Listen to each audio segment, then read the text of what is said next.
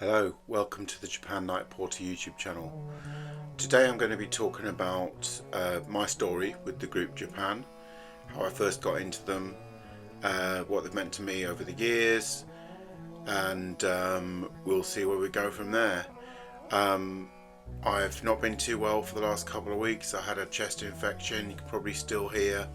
I'm not sounding that perfect, but I'm definitely on the mend now. So now is the right time to do this talking video.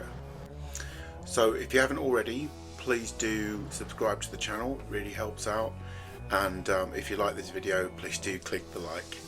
And hopefully you'll be able to join in the community section as well. I've left that open so people can post any questions, people can make any comments, people can join in as and when they want to. So it's a bit of a community I'm building as well as just this YouTube channel. There's also the Facebook group as well. I've recently just started administering the JBK, it's a Jansen Berbieri Khan YouTube, sorry, no, not YouTube, Facebook group as well. So yeah, I'd like to interact with as many of you as possible through these means. Apologies for the voice, but I really wanted to get this video out sooner rather than later. So my first exposure to Japan, the band, was in September 1981 on Top of the Pops, and this was a program I watched every week, so it was probably only a matter of time before I got to know the band. I've been watching it since the mid-70s probably. It was just a regular ritual with the family. Used to watch it. My mum used to enjoy it quite a lot. My dad not so much. He'd sort of sit there being a bit critical of a lot of the groups. But yeah, me and my brother and sister really enjoyed that show. I mean, before Japan, probably my favourite band was ABBA, I suppose. You know, having my childhood in the 70s, it was inevitable that ABBA were around, and they had such wide exposure on the media that you couldn't really avoid them. But yeah, I did enjoy their music, and I still do. Although by sort of 81, 82, I thought they were deeply, deeply uncool. You know, which was the way of things back then. I don't think young people really appreciated how great the band were. So yeah, in 81 I was much more into sort of electronic pop music. Things like, you know, the Human League were just becoming successful. Duran Duran were starting to get really successful as well, and there was Adam and the Ants, and I also enjoyed listening to some of the ska bands as well. Basically anything that was in the top 10 was what I was familiar with and what I was exposed to, so enjoyed all of those groups. But Japan came along. The record, first of all, Quiet Life, was absolutely incredible. I thought it was new. I had no idea it was an old song until Simon Bates said so during the intro. And it was also quite confusing to me that when they showed the music video on TV, there was the fifth member there, Rob Dean, whereas when they performed it on TV, as they did a couple of times in late 81, there was just the four band members. So of course that was the immediate question in my mind, you know, what's gone on, where's this guy gone, who is he, kind of thing. So that kind of intrigued me. So with my first Japan purchase, that was the Assemblage album, and I actually got it with no cover. I got it cheap at a record shop in St Albans, like a backstreet record shop, because at that time I didn't have much money. I just had a little bit of pocket money coming in. I didn't even have a paper round at that time. So if something was that cheap, and I think it was something like £1.99 for the album, I got it. Total shock, side one, I must admit. I'd listened to side two first, and that was all kind of what I expected, you know, sort of synth pop, electro pop, with, you know, Life in Tokyo, European Sun, etc. They were immediate favourites. But then I listened to side one second, and that was a total shock to me. It was funny actually, because when I was in the same record shop and I picked up that copy of Assemblage with no cover that was cheap, I also saw the band in their glam era for the first time, because there was a copy of Obscure Alternatives in the shop, and that was a bit of a wonder. I thought, is it the same group? Is it really the same group? You know, because they did look so different. And although now, obviously I know about the Japan history and it's all a bit of a continuum in terms of the looks, at that time, no, it was a total shock.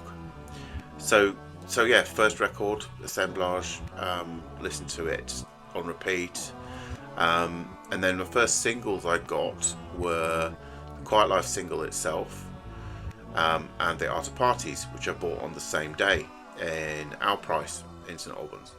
So Quiet Life single was interesting because I always got them to play records before I bought them at that time, so I got them to put Quiet Life on.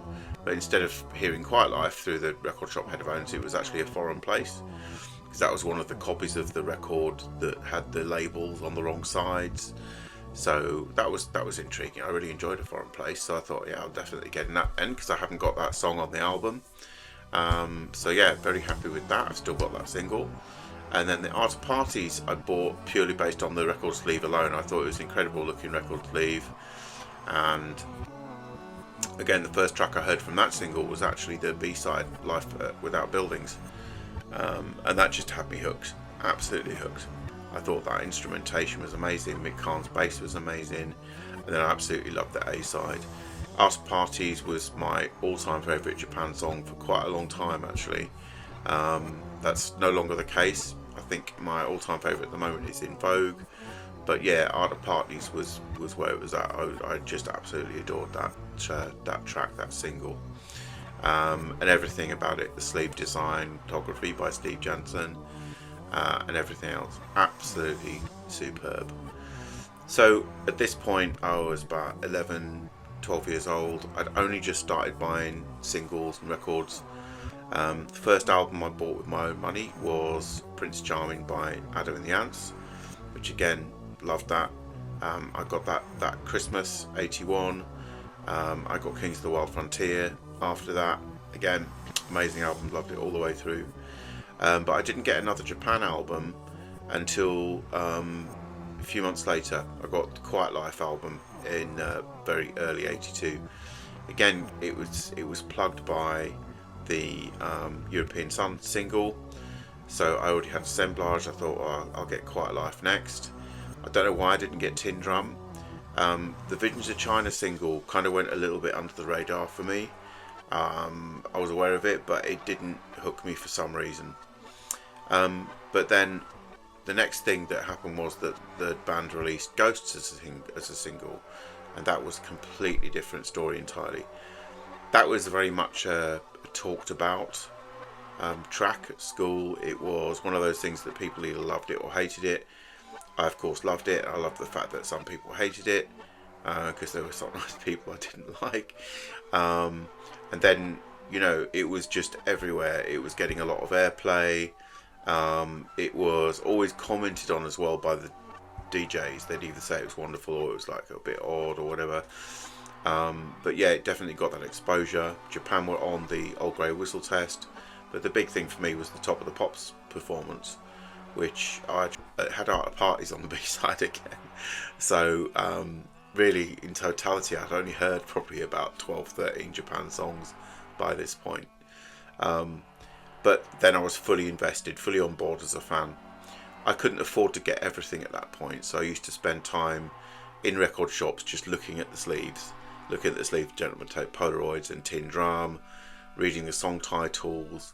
I remember the cassette inlays had the track times and the songwriting credits on there as well, and I used to think, oh wow, this track's 7 minutes long, I wonder what that's like, you know. And I really I kind of enjoyed listening to Japan as much as I could, but I had such limited means that I wasn't able to buy everything immediately, so I had to listen to the odd track in a record shop. I was being annoying to people, but you know, when you're that young, you don't have the money, what can you do? And it isn't like today. You don't have the access to streaming services.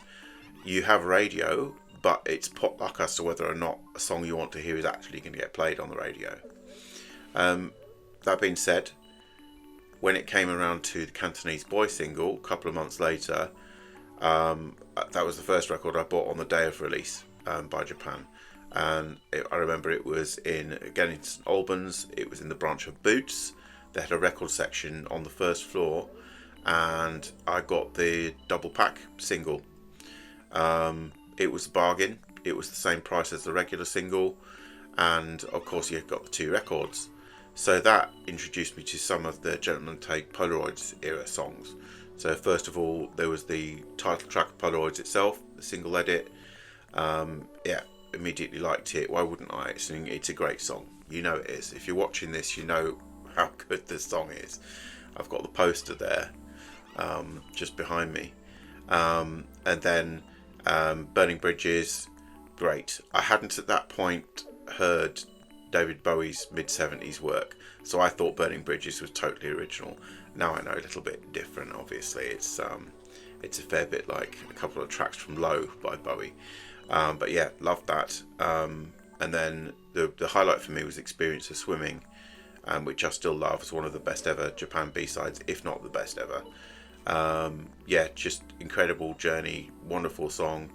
And I listened to that one on repeat. It's truly magnificent. In fact, I think I preferred the 3 bonus tracks on the Polaroid single rather than the actual track Cantonese Boy, which never really grabbed me. I quite like it now, but I have to admit that out of the tracks on Tin Drum, it's probably one of my least favourites. Anywho, Japan were around. They were on top of the pops again with Cantonese Boy. I remember I watched it with my grandma, and she was not keen at all. She was very critical, mainly because the sound, she didn't like it at all. She said it was too plinky plonky, and she much preferred Fantasy Island by Tight Fit, which I think was on the same show. So yeah, it was, by this point I was a fan, but I was not connected with other fans at all. I was just buying the singles, saving up to buy the albums when I could. So of course I was just buying the discography as it came out. I was one of those key demographics, I suppose, that Hansa and Virgin really liked, because of course I went out and bought A Second That Emotion, Life in Tokyo, Night Porter, etc, etc. I was there for it all. Sometimes I got the 12-inch single, sometimes I got the 7-inch single. I do remember with Second That Emotion, it was one of those ones where for a time they sold the 12-inch single for the same price as a 7-inch single, so I got that. They really marketed that one heavily, and it was a success. Life in Tokyo was a song I was already familiar with thanks to Assemblage, but I wanted to buy the remix single, and yeah, I love that. I love the fact that there's extra fretless bass played by Mick, and I really like the slow down B-side as well, although I was absolutely horrified when I was listening to the Top 40 and they played the B-side theme version, the slowed down version, by mistake on at least 2 occasions, which I don't think helped the single get any further up the charts, if I'm honest. Although the first time they made the mistake, it did go up the charts, so who knows. Life in Tokyo, odd one, because I don't ever recall seeing the video until years and years later, and I don't think the band themselves actually promoted it that much, because they were just going to be going out on tour, and that was the big thing. Talking about Japan Live, unfortunately I just didn't get to see him live.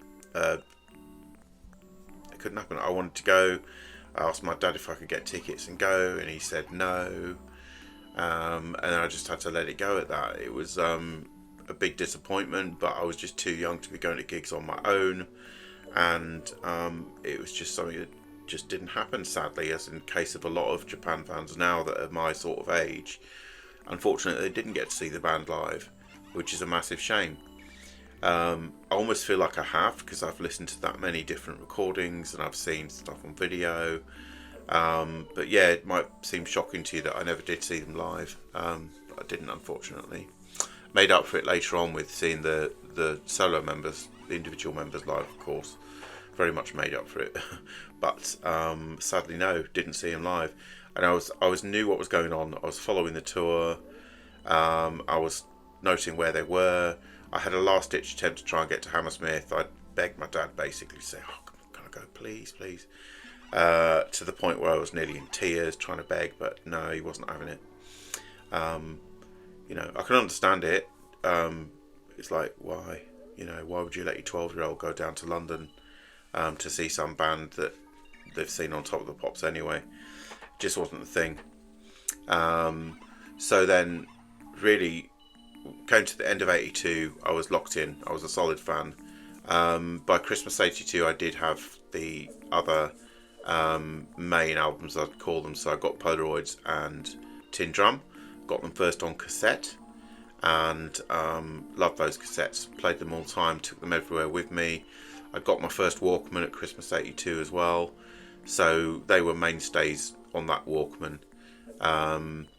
I remember I went on a school trip, a long school trip to Austria, and I took those cassettes with me then, and the cassettes got a lot of play, not just by me, but I was lending them out to other people as well.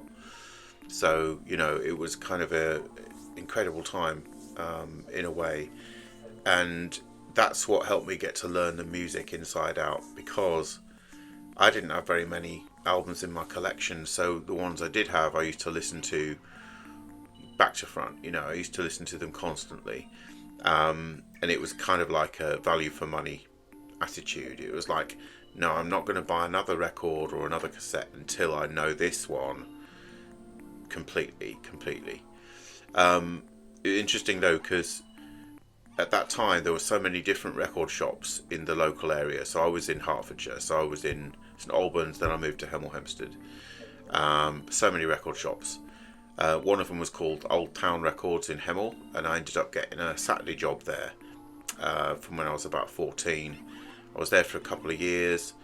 It started out as a work experience thing. I was like encouraged to find my own work experience opportunity, so I thought, well, let's do a record shop. That place, I never made much money because they paid me, but I immediately spent my wages on records in that shop. That was a great little shop. It was an independent shop. It was in the Old Town area of Hemel, which is slightly away from the high street. Its main competitor was Our Price, and it was a very forward-thinking shop. The owner was quite new, who'd just taken over the business, but he really knew his stuff. And what he did was he built really good relationships with the different record label reps. In fact, he ended up marrying one of them from Ireland. So we got quite a lot of promos and quite a lot of limited edition releases as it rolled around to sort of 83, 84. And there was that whole ZTT Records boom. We were the place to go in Hemel because we had all of the different remixes, all the different obscurities. And it was a really fantastic shop. But it also specialised in CDs early on. So I was able to hear Japan on CD when they first got released on a really good system. And that was something else. That was very enjoyable thing. In particular, I enjoyed listening to Oil on Canvas, and I'd play it in the shop quite a lot after that came out. But it was somewhat frowned upon by the owner, who preferred sort of something a bit more upbeat than Japan to be played. But he wasn't around all the time, so I got to put on Japan in the shop when I was there. It was great place to work. I really enjoyed that. It gave me a lot of skills, gave me a lot of confidence in terms of talking to people, which was something I lacked at that time. It was a good couple of years I was there on and off. During that time, I started to link in with other Japan fans. So the first thing that happened was I saw an advert, somebody looking for Pen Pal, and that was in Smash Hits, I believe, or it might have been Number One magazine. And I also remember in Number One magazine I saw a plug for the Bamboo fanzine. So around about the same time I got my first copy of Bamboo, which was number 6, and I was linking in with other Japan fans as Pen Pals. There was a group called Japan Adorers Pen Pal Society, or JAPS for short, but that's a slightly dodgy term now, so I won't repeat it so much. and that was I met quite a few people there that I still know now, such as Sarah. My sister was also in the group as well, if you like. But basically, we used to get a list of names and addresses of people that were open to being pen pals to chat about Japan. So I probably had about 10 different pen pals there, and that was a great time. It was like the height of trading cassettes, so we'd be doing each other mixtapes. I got introduced to YMO properly through that group of people. There was a guy in Netherlands, I think, who had all the YMO albums, so he sent me some of those on cassette, and then I ended up collecting them, and it really sort of broadened out my musical palette, if you like, of acts that were related or complementary to Japan. So things like, you know, Cocteau Twins, The Cure, Sisters of Mercy, different ones, kind of semi-goth-ish. I went through a bit of a goth phase. Well, at the same time, I liked electronic music as well. So it was brilliant time, absolutely brilliant time to be a teenager, getting into new music or learning about older music. Particularly at that time, probably thanks to the shop owner Charles in Old Town Records in Hemel, I was listening to all the Roxy Music albums because they were coming out on CD, and he was playing them in the shop, and the Bowie albums as well. The Bowie albums from the 70s had come out on CD on RCA, and he was stocking them and encouraging me to listen to them. So that was a great eye-opener. I loved the Heroes album, the Low album, and Scary Monsters. Those three were my main sort of Bowie ones for quite a while. And then in about 85, I got a copy of Station to Station. That was one I bought on vinyl specifically because I thought it had just the most immaculate, gorgeous sleeve. And the Station to Station album I thought was, well, yeah, awesome. And it kind of gave me a flavour of Japan about it as well. I think Japan took a lot from that album, from that era. And that's no disrespect to Japan whatsoever. I just think that whole mid-70s Bowie is such an amazing collection of sounds that it's inevitable that bands would take inspiration from that. So yeah, little Bowie tribute in there. There's no denying that Bowie is important. So then with my Japan fandom, kind of the big thing was actually getting Bamboo fanzine, because it was so well put together. The people running it were knowledgeable, and they were long-term fans. I found out later on that Debbie and Howie, for example, have been following Japan since before they were successful. I'd say, you know, sort of like obscure alternatives, Quiet Life kind of era. They were a few years older, and they'd been to see the band live. They were kind of really well connected, and I didn't know it at that time, but they were able to contact the band, former band members, and get hold of news and things like that. So they were great, and because I was living in that London area by about 85, 86, I was then travelling down to London on my own or with friends, so I was able to then meet up with them, and that was kind of like a really important time for me. They were absolutely wonderful. They did tell me quite a lot about the band, but they were very mindful not to destroy any illusions that I had. So I know a lot more now, but they were being quite careful to kind of shield younger fans from some of the realities of some of the interpersonal difficulties that had gone on. And yeah, they were really caring in that way. And I really appreciate that, particularly Debbie, who I've stayed in touch with over the years. And yeah, she did an awful lot to help me out, and she had no reason to at all, because I was just one of many people that were writing into the fanzine. But it was just, I really appreciate the fact that she encouraged my creativity. She was appreciative of contributions I made to the fanzine with various different articles. And yeah, so I've got to give her a lot of credit for keeping the fandom interest going over some times, which were fairly quiet in the mid 80s. even though you look back on it now and you think, God, it looks like there's an album coming out every month. But it wasn't. There were quite lengthy periods where there was nothing much going on, and they kept the fans interested. They kept the fans going and updated and all the rest, where there was no kind of official fan club for the former members of Japan. So I think Bamboo did an absolutely great job, as did the different fans as well, and being linked in with the fans through writing letters to each other, doing phone calls, and sometimes meeting up. Yeah, it was the business. It was really good. I remember in particular I used to meet up with Sarah, and she had a friend called Nigel who was the Sylvian clone, and we used to literally just go around South Kensington trying to see where Japan lived. And you know, it was all like word of mouth. You know, you'd hear a friend of a friend of a friend would say they'd spotted Steve Jansen walking down the street, so you just happened to try and go to that street on the chance that you might spot a member of Japan going to Tesco or whatever. But it was great fun, absolutely great fun. Used to go to the Nomis, then Opium office from about sort of 84 onwards, and would speak to the receptionists there. They'd let us hang about for a bit, take pictures. It was always noticeable that if David was in, for example, they'd be very frosty, and they'd sort of be trying to get us out, just to look, you know, we know you're all right, but we'll get in trouble kind of attitude.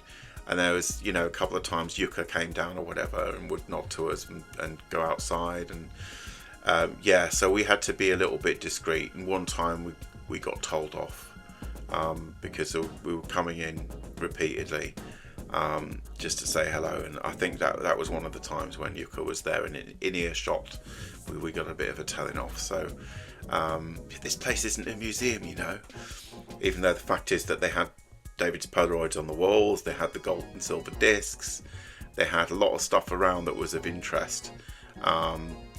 But yeah, I felt a bit sorry for the workers there. I can't remember her name now. There was one in particular that she was absolutely lovely when nobody was in. When she was on her own in the office, she was quite happy to have some visitors and have a chat. But yeah, we didn't. We try not to outstay our welcome. So that office was just in a place called Gosfield Street, which is sort of a few steps away from Oxford Circus, near to where Air Studios was and the Argyle Arms, that kind of area. So of course we'd be in and out of the record shops. We'd be in Carnaby Street. At that time you could buy Japan postcards, posters, t-shirts.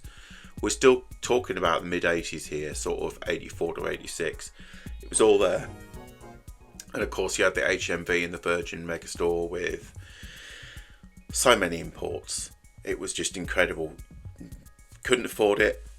You know, I remember me and Sarah would be taking pictures of each other holding up albums that we could never afford, because they were like 15 quid each for a Japanese import, which was quite a lot then. And if you factor in, you know, the difference in, you know, what do you call it again? You know, inflation. Yeah, they'd be costing about 50 quid each now. So it's no wonder we couldn't afford them then. I remember I was in the Virgin Megastore one time. I think it was Christmas 84. It might have even been 85. And I was actually with my gran, and she was going to treat us to an album. So I picked the Japanese import of Worlds in a Small Room, which was brand new then. And you know, I remember that was $14.99. I think I've still got the same copy now, maybe even still got the price sticker on it. And that was one of my Christmas presents. But I remember being jealous as all hell for this girl who was at the Japan section, and her mother was buying her everything, like everything. Like one copy of each variation of Polaroids, for example.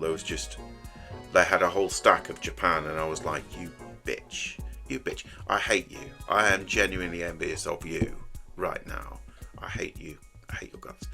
Anyway, so that was an experience. That was I just thought, what's wrong with my life that I'm not getting all of these Japan albums bought for me? I've got to work. never mind. I got there in the end, as they say. And then some. So yeah, that was the mid-80s. A lot of time hanging about with Sarah. I ended up getting after school. I decided not to go straight to university, so I actually got a job as a foot messenger in Soho, a place called Broadway Arts, which was part of the Saatchi's group. So they used to do artwork for advertising, mainly magazines, that kind of thing, bit of photography.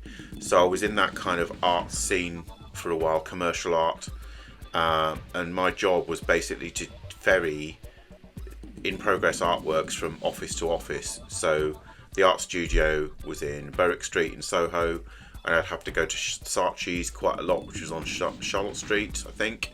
And there was another Saatchi's office somewhere down near Haymarket, and they had a lot of contracts with the company Reader's Digest. So in particular, they were designing the box sets and things like that. So they had an ABBA box set they designed and various different other things. So I'd be ferrying,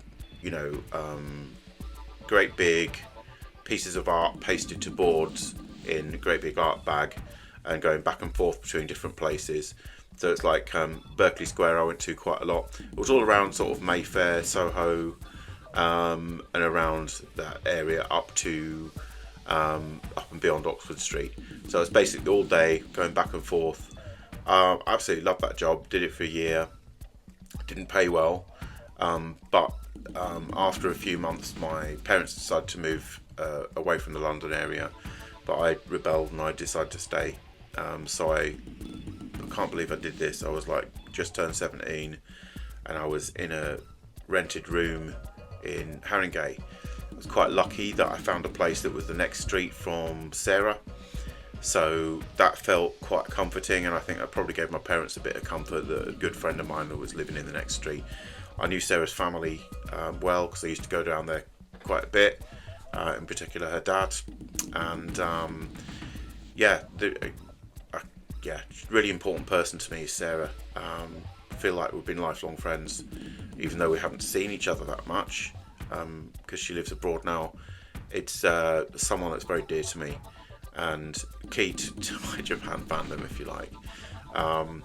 So I was living in London, contributing to Bamboo, doing my messenger work, kind of on the periphery of the art scene. So I used to be able to go to exhibitions and things like that, and just generally sort of enjoying life, albeit with no cash whatsoever.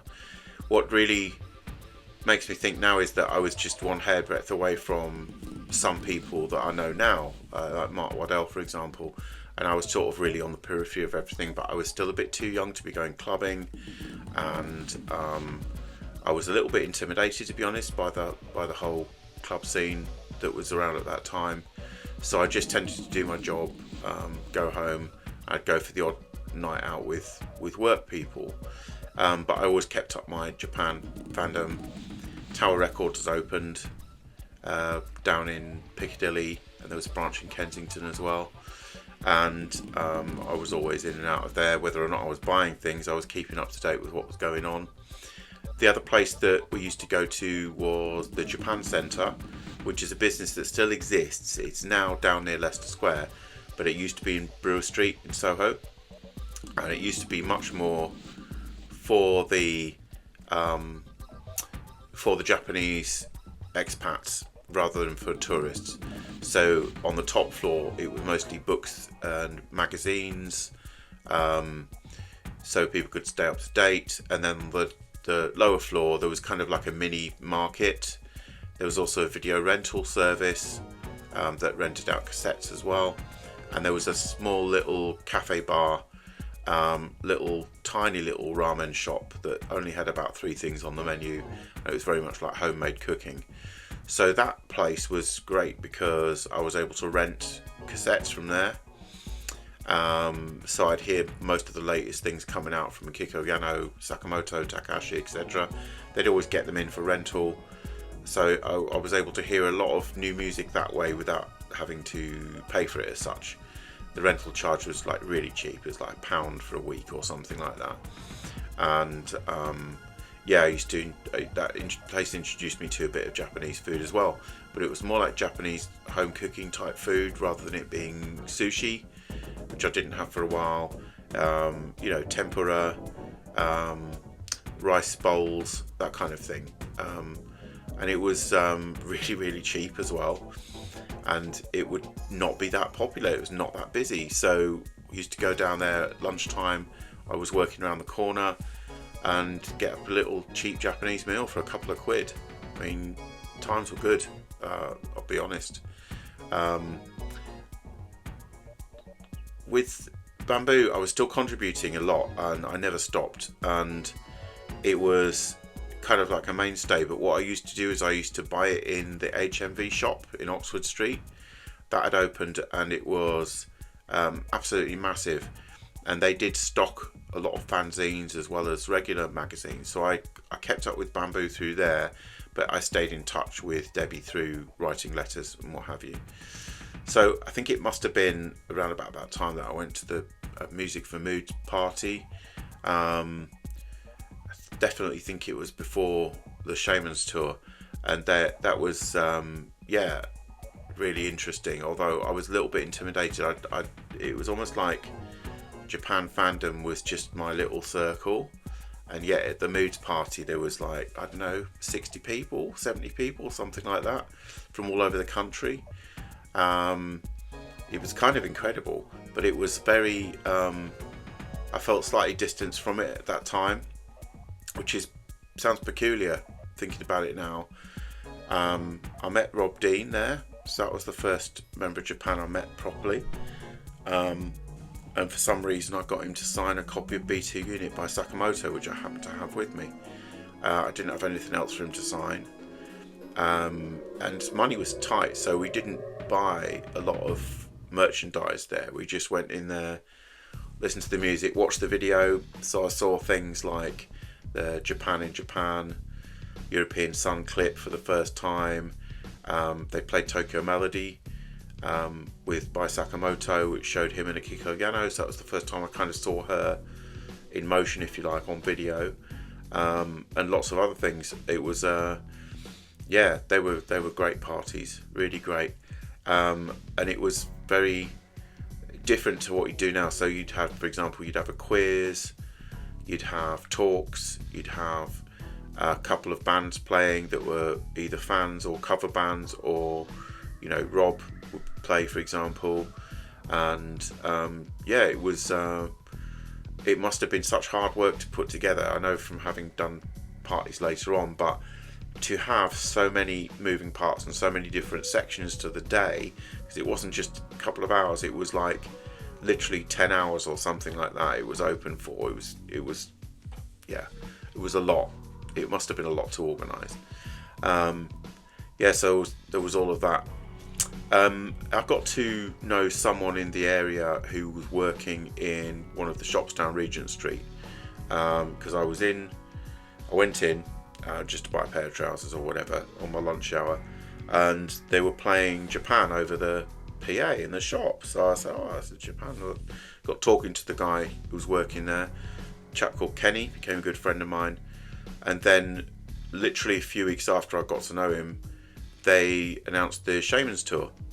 And then without asking me, he went out and bought tickets for all the shows, including for me. We got front row seats. At that time, they just announced the 28th and 29th of May at Hammersmith, I think it was. He got us tickets for both.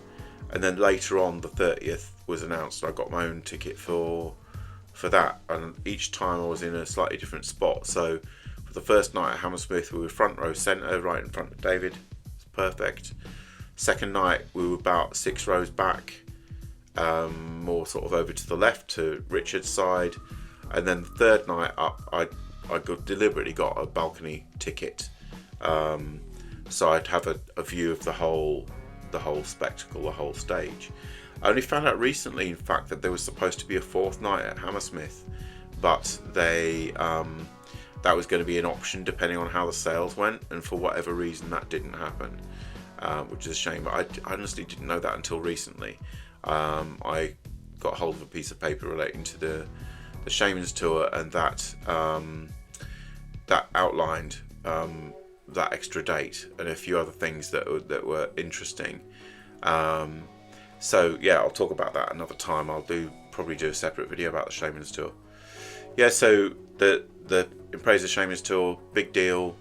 I went to 4 dates in the end, 3 in London, and I went to Newcastle upon Tyne.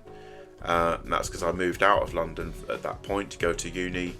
So it was kind of like I planned the move along with the tour, and I went to that Newcastle gig with my sister, and it was yeah, I absolutely loved that live show.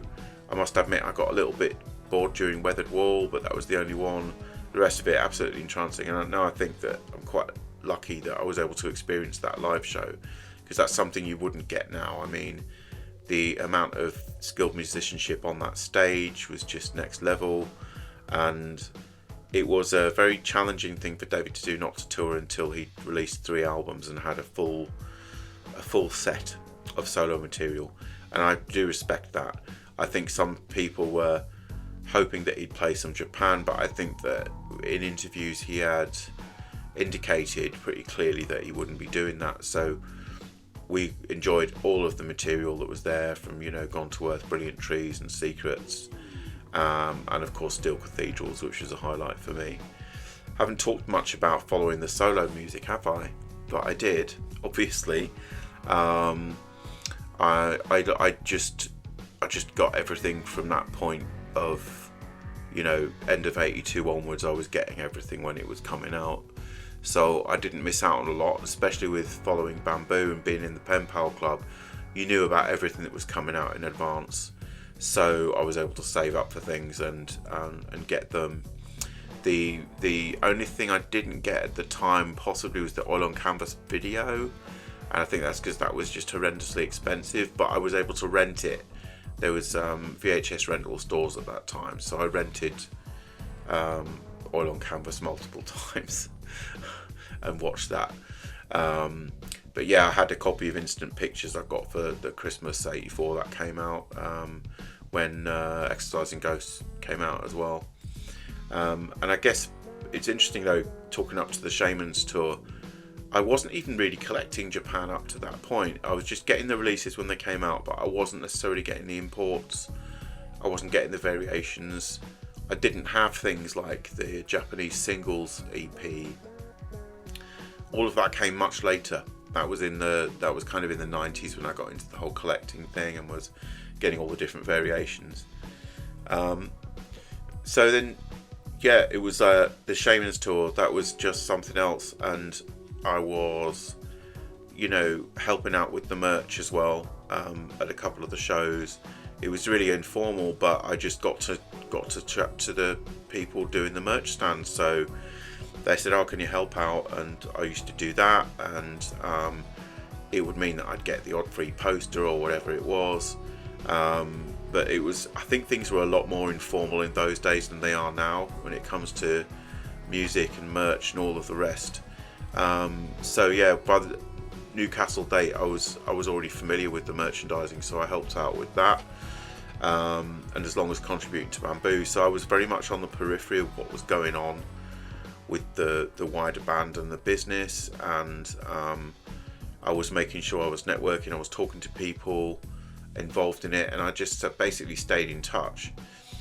So then it was, then I went to uni, carried on with it. I was DJing at uni.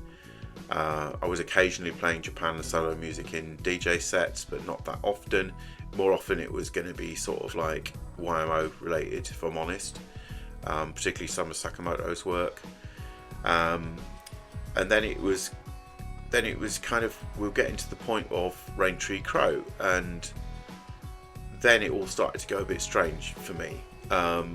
We'd obviously had Bamboo continuing, but then when Rain Tree Crow came out, and it was something we were really excited about, it was a bit of a disappointment, and that's not because of the music, it was because of the interpersonal relationships between the band and what happened at the mixing stage.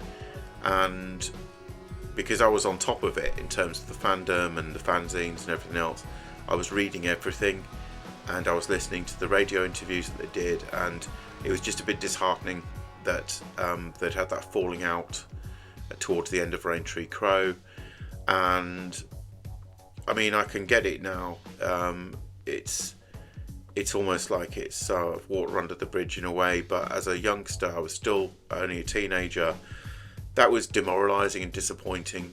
So I've always had a thing about the Raintree Crow album that I found it a little bit difficult to enjoy, just because of that whole situation around the band falling out with each other.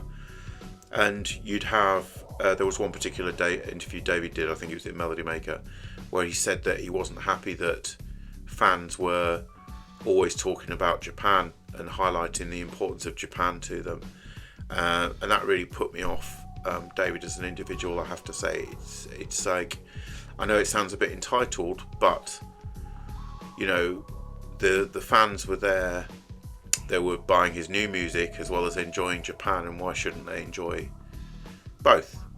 And why shouldn't they talk about how great Japan was, because it was. And I know it must have been frustrating for the former members of Japan at the time for people to always be going on about Japan. It probably even still is now. But the fact is, they'd done some great work, and I think as fans we can enjoy that and we can celebrate it.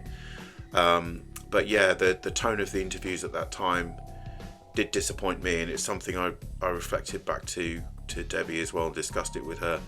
And I think that it was positive that then JBK got involved with Medium with Debbie, and then they were able to put together some really positive pieces of work, really varied, and they did keep in contact with people really well. And I think they achieved a really good balance there.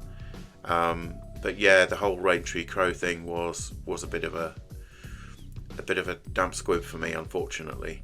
And it honestly, nothing wrong at all with the music. I love the music, but for me, it's intertwined with memories of the disagreements and, you know, that interview with David where he was criticising fans like me, basically. So it kind of put me off. And I have to say, I stopped following David's music for a while after that. I still kept up with JBK and Medium, although I had a period of about a year in the early 90s where I kind of took a year off completely from Japan, if you like. Not quite sure why. It was towards the end of uni and when I started work after uni, and I was listening to other music. Very early 90s, just took my interest more. I was really into Sakamoto and YMO at that point as well, but I went into the offshoots from that, rather than it being following the Japan members quite so intently. So then I think what I should do now is probably break off at this point, because I've just already been talking for nearly 50 minutes and there's an awful lot more to go. In the 1990s, I reconnected with fandom after that year off. I started out doing the assemblage website, which became Night Porter. There's all the Yahoo groups, there's all the different elements of fandom that I was involved with throughout the 90s to the present day, and that led to me getting involved with Sony BMG on some reissues in the early 2000s. But that's an interesting story in itself, how that all came about. So I think I'm going to save that for the next video. But for now, thank you very much for listening. I hope you found it interesting.